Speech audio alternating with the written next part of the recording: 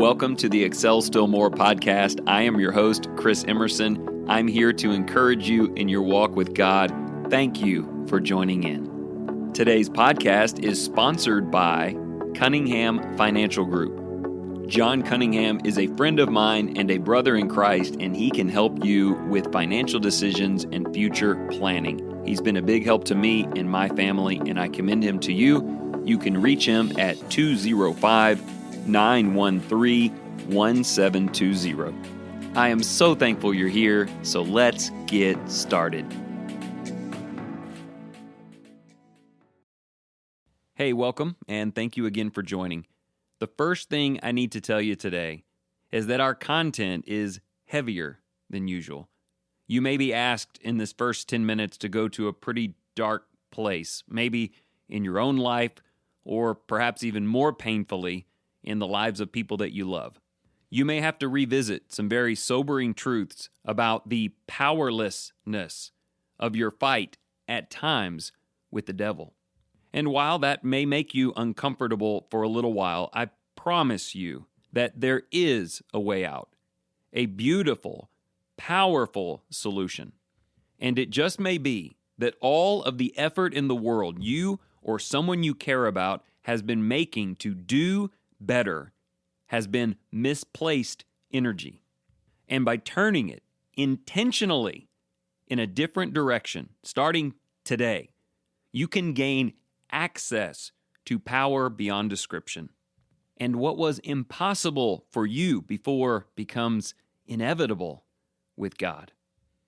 So I need to begin by asking you a question. Have you ever been possessed by an evil spirit? Now, I may have already given away some of the direction today, which can affect your answer. But most of us, just asked out of the blue, would say no. Because when we think of being possessed by an evil spirit, we think of the first century, where demons took up residence in someone, completely overpowering that person's will, and could only be cast out by the direct and supernatural power of God. And I actually do want to share with you one of those stories from Mark chapter 9 today. But if you are suspicious about my question, you have a right to be, because I am asking something slightly different. Do you know what it feels like to be overcome, to be rendered completely powerless against an unclean spirit of the devil living in you? I'm asking more along the lines of what Paul wrote in Romans 7, when he said, I find the principle that evil is present in me, the one who wants to do good. He says, what I'm doing, I do not understand. He said, I'm doing things that I don't want to do, and I am not the one doing it, but sin which dwells in me. Now, to be clear, I know that Paul had free will, and you have free will to make the right choices, and that is very different than first century demon possession. At least, it should be. But have there ever been times when you just weren't so sure? Not that such things overwhelm you all the time and everywhere that you go, but much like the demonic spirits of the first century, when they would take over, the person could not stop them. Do you know what that's like? When you do have free will, but you also have no power to exercise it. Let me give you a series of examples. What about the spirit of jealousy? Have you ever seen that? When someone is dominated by that spirit, it changes the way they see others, the way they behave and speak and think, and they do things that they know that they shouldn't do, but jealousy has consumed them, and they don't know how to stop it. What about a spirit of anger? People who usually are kind find themselves behaving with extreme wrath, even and often, against the people that they supposedly love more than anyone else in the world. They know they shouldn't be yelling or fighting or fleeing, but in that moment, they demonstrate no ability to stop what is happening. And there are many other spirits that can overwhelm us, like the impact of grief on a person. Have you seen the power of grief cause them to shut down? To fade away from people slowly and irrevocably, though they know they shouldn't, and while they wish they were different. In their inability to handle what has happened, they become the very person that they don't want to be. There are plenty of other unclean spirits with this overcoming power, like a spirit of lust, manifested in things like pornography addiction. A man can give you 10 reasons why he should not think that way and look at those things. He can listen to sermons and preach sermons, and yet there he is again, in front of his computer, doing the very thing that he hates, and hating himself for the inability, the personal weakness to stop. I haven't even mentioned the category of chemical addiction and substance abuse. Do you think those people want to fall back into those same traps and slowly waste their entire lives away while the people who love them are forced to watch? Listen, I know that none of that is the same as an evil spirit, a demon, overtaking someone and running them into the fire. But many times, it is genuinely hard to tell the difference. I'm asking, do you know what that feels like? Now, you might be saying, Chris, I'll be honest, I don't think that I do. I know what sin is like, and I make poor choices, but never in a way that I simply had no ability to stop it. I've always had some sense of control, and I've just behaved foolishly.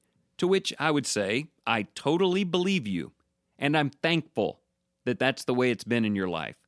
But I do have a follow-up question for you. Do you have any kids? And no, I'm not talking about the demon possession of the terrible twos. I mean, do you have any teenagers or 20-somethings or 30-somethings who are caught in sin that they simply have zero power to overcome? They've demonstrated it over and over. And you have tried everything. And you would give anything to break them free from where they are. And yet, over and over again, nothing you can do or they have done has made the difference. Hope, which has already been tarnished by shame, is slowly replaced with giving up. If you know what any of that is like, I should say that something good that people often do is go to church. They say, hey, I or my son or spouse or parent, we need to get with God's people. We need Christian counseling. We need to sit down with the preacher or the elders or start some regular Bible studies. We need support to get through this, which is just a really great idea. And a lot of times, that can help you turn the corner. You regain this sense of I can do when others help me. But again, one more time, do you know what it's like when not even that works? The cycle repeats so quickly that not only have you given up on anyone's ability to help here on earth, but you even begin to doubt if Jesus can set you free. If you know what any of that is like, then I need to share a story with you from Mark chapter 9. There was a boy who was possessed by an actual demon that would throw him in the fire and torment him and his family, and the boy could not stop it. The father could not fix it. They had gone to be with disciples and solicit their help, and the disciples could not cast the demon out. Until finally they were blessed with the actual presence of Jesus. And here is how that interaction went. They brought the boy to Jesus. When he saw him, immediately the spirit threw the boy into a convulsion, and falling to the ground, he began rolling around and foaming at the mouth. And Jesus asked the father, "How long has this been happening to him?" And he said, "From childhood. It has often thrown him both into the fire and into the water to destroy him.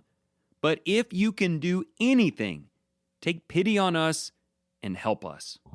Now, before I give you Jesus' response to that, I should say that Christ was already perturbed in this scene. He had already said, "O unbelieving generation, how long shall I be with you? How long shall I put up with you? Bring that boy to me." And this is the first major thing I need you to see today. Jesus was not upset that the boy could not overpower the demon.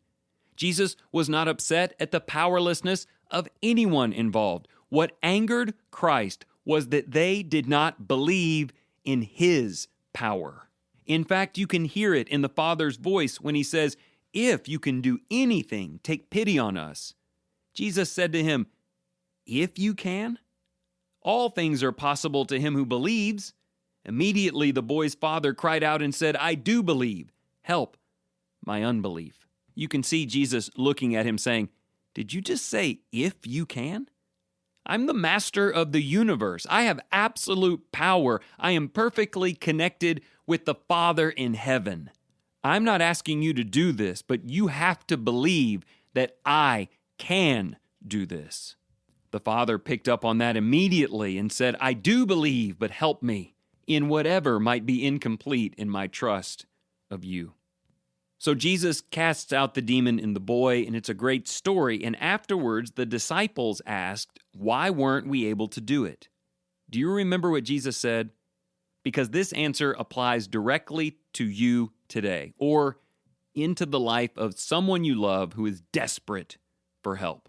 In Mark's account, Jesus said, "These kind do not come out without prayer." Now you might be listening thinking, "That's it? You're just going to tell us to pray? We already pray, and it's not doing anything." Well, let me remind you that prayer without the expectation of the power of Jesus, prayer that somehow is supposed to make you stronger instead of connecting you to his strength, will never work. When Jesus called them to prayer, what he was asking them to do was to use the energy they were expending to try to do something and channel that energy towards connecting with God. Draw close to God and have his might living through you instead of trying to do it on your own. Jesus was the perfect example of this. Jesus did two amazing things when he lived in the flesh. One, he never sinned, and two, he had this incredible ability to heal and cast out demons. Both of those things were possible because Jesus was always connected to his Father. Save maybe the time on the cross when he was forsaken for us, there was never a point when the power of heaven was not flowing through him. And how did Jesus get that power? You might say, well, he was Jesus. It was obvious and inherent. But that wasn't it. Listen carefully. The Bible teaches that Jesus started his day with prayer. Jesus ended his day with prayer. Jesus prayed before every meal, every different type of meal.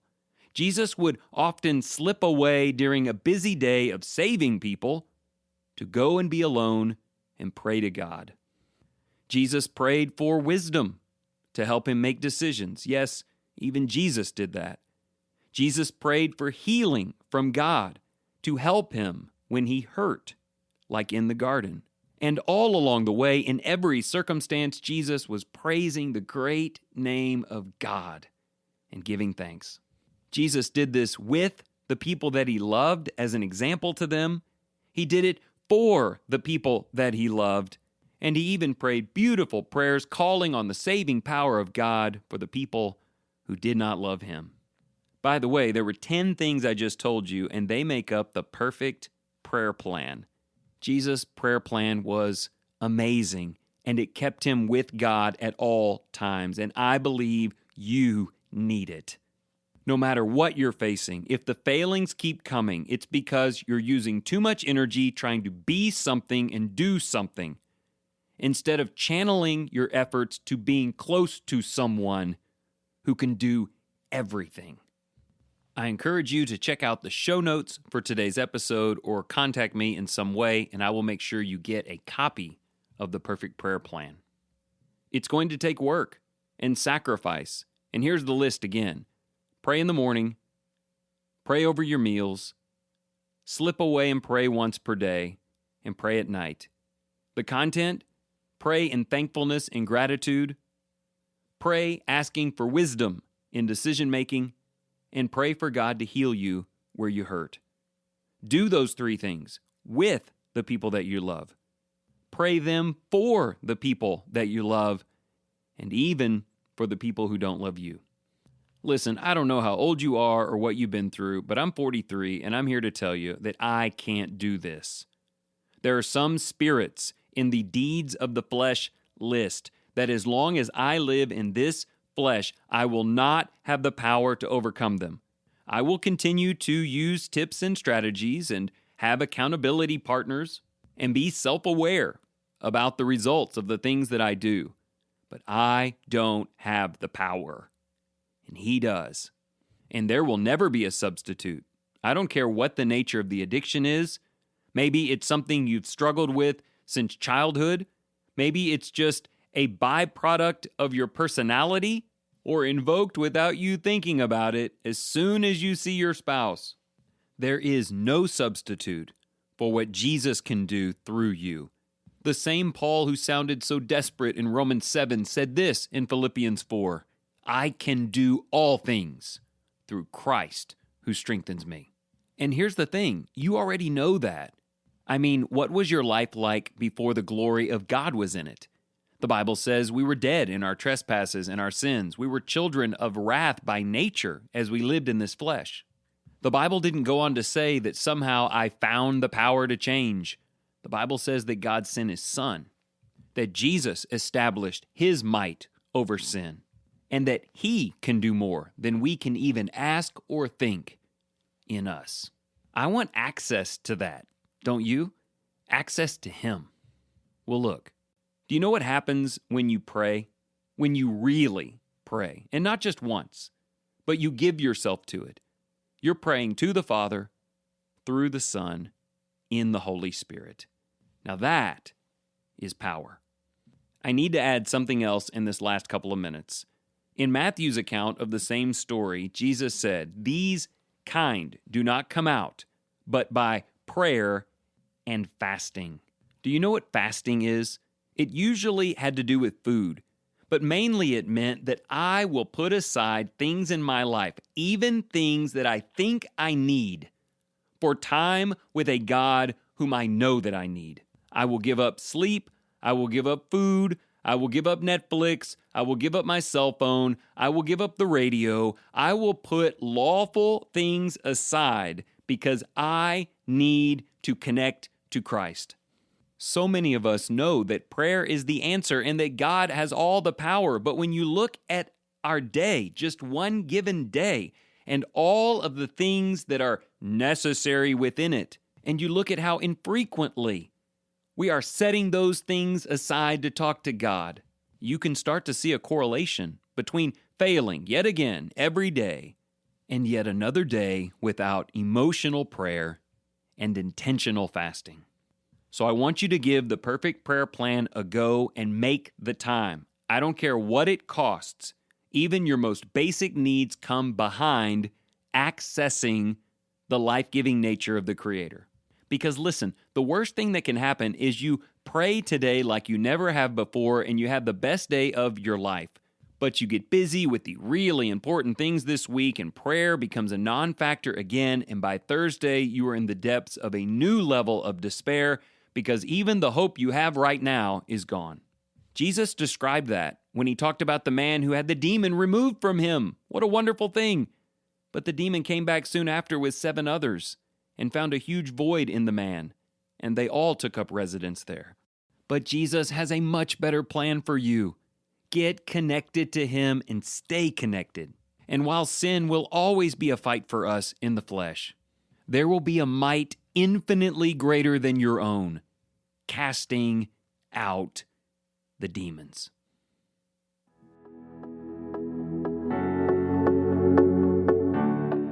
Thank you so much for joining in today. If you enjoyed this program, consider sharing it with your family and your friends. And if you're just in search of deeper Bible study or you want to share the message of Jesus with the children in your life, remember to go to creationtorevelation.com. This wonderful company, run by Christians, provides beautiful illustrations of Scripture from beginning to end, putting the spotlight on Jesus. And remember this, whatever you choose to do today in the name of the Lord Jesus Christ, excel still more.